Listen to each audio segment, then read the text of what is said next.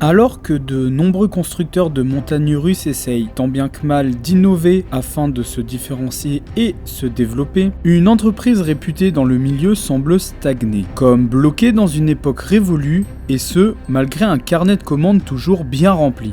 Est-ce un manque d'ingéniosité durant ces 10 dernières années ou juste une solution de facilité en se reposant sur des acquis? Une chose est sûre, Bolliger et Mabillard ne proposent plus d'innovation depuis un certain temps. Cependant, au vu de la concurrence actuelle, cette période semble révolue et c'est ce qu'on va voir dans ce documentaire consacré au renouveau de B&M.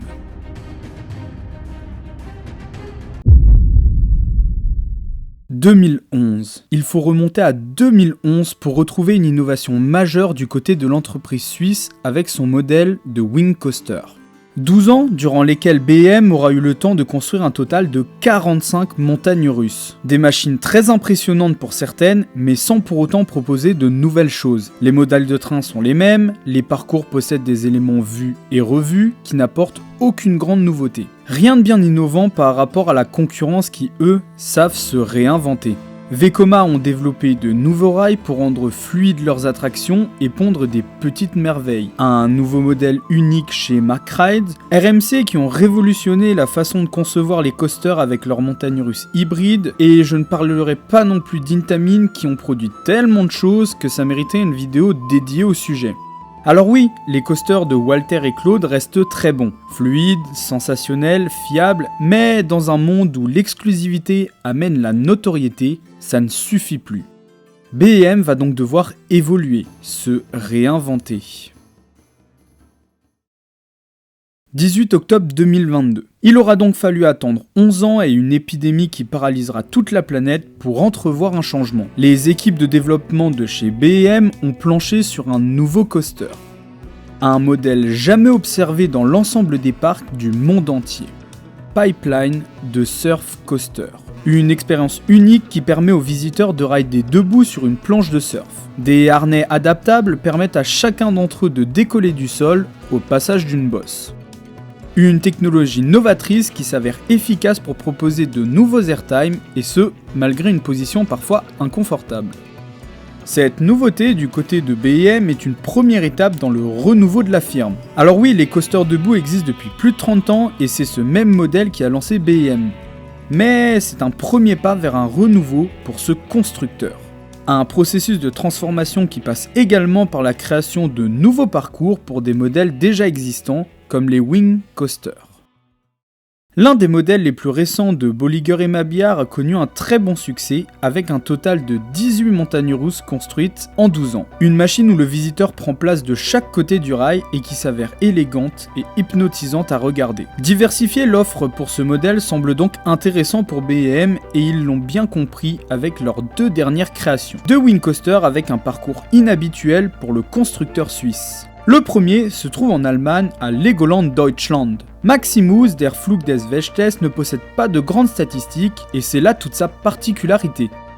Son objectif n'est pas de proposer de grandes sensations mais d'être accessible pour tout le monde avec sa faible longueur et hauteur. Un family coaster jamais vu chez B&M qui prouve bien que l'entreprise tente de se renouveler et d'innover.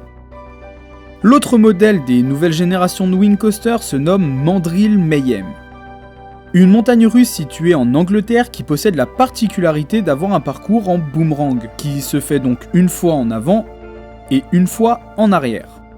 Une première chez B&M. Certes, ce genre d'attraction popularisé par Vekoma n'est pas nouveau, mais le parcours propulsé avec cette partie autour de la statue est inédite.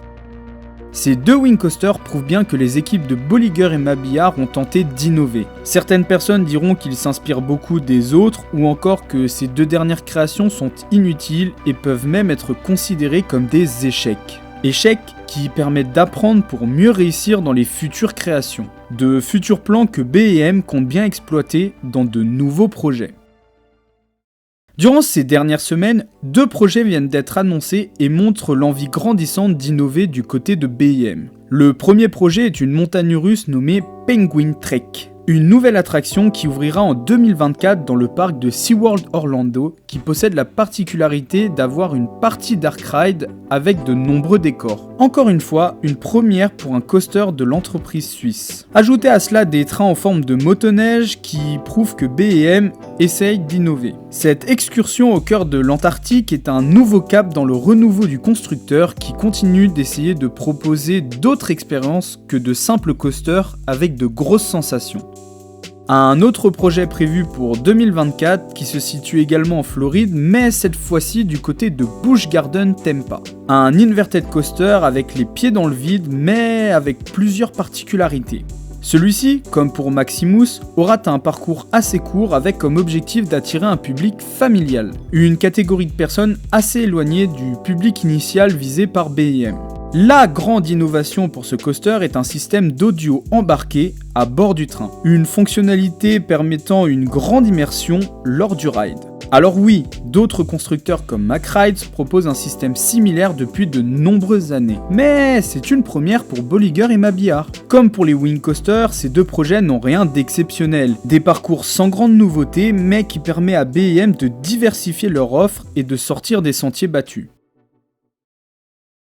Bolliger et Mabillard est un très bon constructeur, des montagnes russes appréciées et souvent de grande qualité.